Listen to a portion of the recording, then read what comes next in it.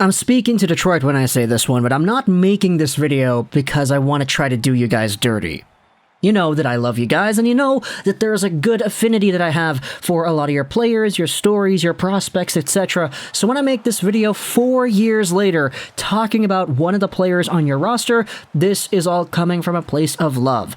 I get it, there could be some sort of a negative twist on this because, oh, he's not as good as we thought he was going to be and stuff, and even though that is a part of the conversation, that is not the conversation as a whole. So, we have ourselves a few series on this channel where we go over players and the drafts in the past few seasons, and we say, okay, it's been X amount of years since these guys have been drafted. What have they done since then? Are they as good as we thought they were going to be? And what does the future of these players' careers look like? Today we're talking about Filip Zadina, a guy drafted by the Detroit Red Wings in the 6th overall spot in the 2018 NHL Entry Draft. Now, I've been repeating myself for like 4 years when talking about Filip Zadina in this way, but he was not really supposed to go 6. He was playing in the QMJHL with the Halifax Mooseheads, where he was one of the best rookies in the entire league, alongside of a fellow guy who had made his debut with Rimouski by the name of Alexis Lafreniere, who would be drafted 2 years later. But Zadina was so good that a lot of people projected him as being the consensus 3rd overall pick. There were some people saying he could have gone 2nd around December of 2017 when he was lighting up the World Juniors. But ultimately, Zadina did not go 2nd, nor did he go 3rd, 4th, or 5th. He went 6th because you had Montreal and Arizona really reaching in this 2018 first round for centers that weren't really projected to going that high. Filip Zadina, though, went to Detroit, and the Red Wings passed up on a guy by the name of Quinn Hughes, who was right in their backyard, and whom many believed would have been a primary target for Detroit because he was a puck-moving left-handed defenseman. Either way, Filip Zadina was their guy, and Filip Zadina was looking to make an impact in the NHL right away. I was one of those believers that said that Zadina, right out of the draft, could have been NHL ready. It's just playing in Detroit, you know, they don't like to do that. They don't like to play guys in the NHL right away without some extended time to marinate in minor leagues. And that's what the Red Wings did with Zadina. They sent him to the AHL in his first season after getting drafted. He had 35 points in 59 games played for Grand Rapids, and his development path looked to be on its way. The next few years saw a few up and down seasons for Filip Zadina. In 2019-20, his draft plus 2 year, he had 15 points in 28 games with the regular Red Wings and 16 points in 21 games in the AHL. 2020-2021 was filled with a few ups and downs as well because you had yourselves the pandemic, of course, shutting everything down. Zadina made his way over to the Osalari Trinec hockey team in the Czech League, where he played under his father, who was the coach, or the assistant coach, I believe. And he was a pretty good player, 14 points in 17 games played. Although you could debate, hey, this is an NHL talent, he's supposed to be a scorer, he's supposed to be lighting the lamp. Why is he only producing at under a point per game in the Czech League of all leagues? But either way, he made his return to Detroit, getting 19 points in 49 games that season and 4 points in 8 games for Team Czechia at the World Championships. Now, this year has been pretty much same old, same old. I think a lot of people can acknowledge that Filip Zadina is a player on the Red Wings that has some good talent. He's a lot more defensively responsible than we thought he would be when he was drafted, but this season he only has himself 22 points in 71 games at the time of recording this audio. He's on pace for roughly 24 points in 79 games, so do the math over 82. And you can see that his regular season production right now is on pace for 25 total points over a full 82-game season, which would be a career high.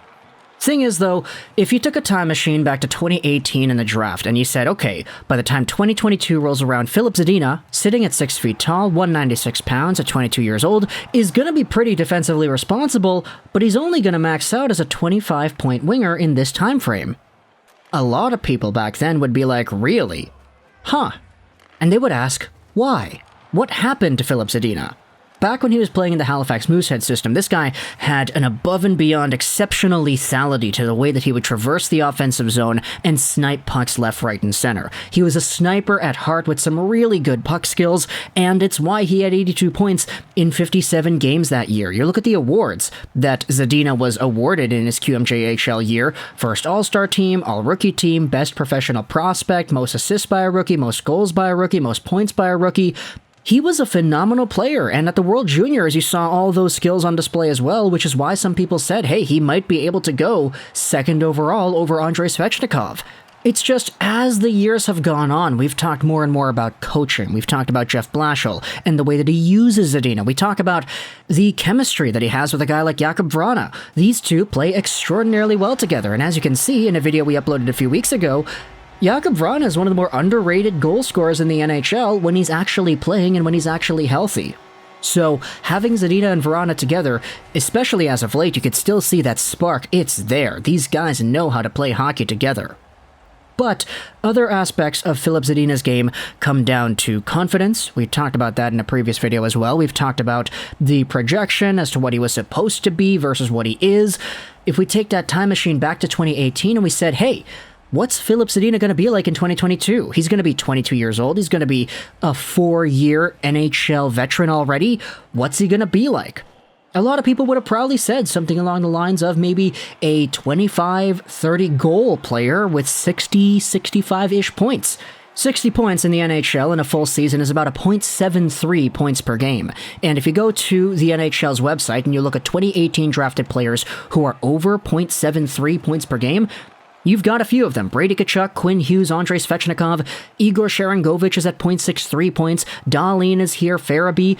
It was a very common belief that Filip Zadina would be right behind the Tkachuks and the Svechnikovs, if not in the same tier, but certainly above the Farabees and the Kotkaniemis and all the other guys that are over here from the 2018 draft. Filip Zadina has not developed nearly in the way that people thought he would. But it's a very difficult thing to diagnose and say, okay, this is why. There's one reason as to why Filip Zadina has not become the 50-point player that we thought he was going to be. No, you're not able to say that. It's a combination of many things. Fit, coaching, deployment, all that stuff. It's just so difficult to try to acknowledge where Zadina is going to go from here because the next step has to be a coach, right?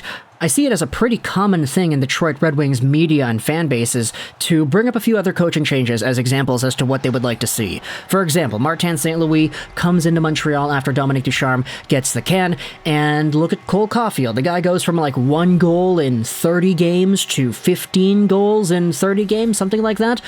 Huge resurgence, a whole bunch of points, a whole bunch of productivity, and a lot more confidence right there. This is kind of what we gotta see out of the Red Wings now, right? Not just for the sake of Filip Zadina, but for everybody else on this team who have kind of gotten complacent. Sure, you have Larkin, you have Bertuzzi, you have Sutter, you have Raymond. These guys are at the top of the point production list because they're really good. But there are some other players, Filip Zadina included, Pia Sutar probably included, Robbie Fabry probably included, that you could say, hey, they could probably use a rejuvenation in coaching to really help them mold themselves into better players that are more productive offensively. And I say offensively and not just well-rounded in general because Filip Zadina's defensive game is honestly not bad. It has improved over the past few seasons. It's just when he was drafted back in 2018, Zadina wasn't supposed to be a defensively responsible winger that had all these tendencies to play in his own zone and along the boards. No, Filip Zadina was supposed to be a guy that at the end of the season you don't care about how well he plays defense because he's got 40 goals on the year. And for anybody that was looking at Zadina in 2018, you would have to ask yourself, hey, what happened to that edge? What happened to his tendencies in the offensive zone that would allow him to excel in high-scoring areas and that would allow him to create plays that consistently ended up in the back of the net? Zadina had so many projectable qualities to the NHL that it still kind of boggles my mind how it's been so difficult for those to fully translate 4 years after that draft. So let me know in the comments all your thoughts about Filip Zadina. Where does he go from here on out? For 2022-2023, let's assume 2 scenarios. First, what if there is no new coach? It's still Blashill, he comes back, and the Red Wings roll with him one more time. Secondly, what if there is a new coach? Under these 2 circumstances, how do you think Zadina is going to play in 2022-2023? Hopefully there's not going to be any more disturbances, no more pandemics, no more shutting down of leagues, and no more injuries here.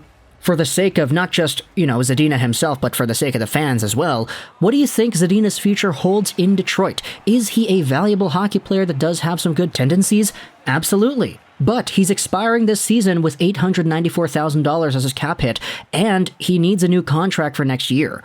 What kind of money do you give to a guy like this, who is supposed to be a 30-goal player, but who can't even crack 25 points on a year?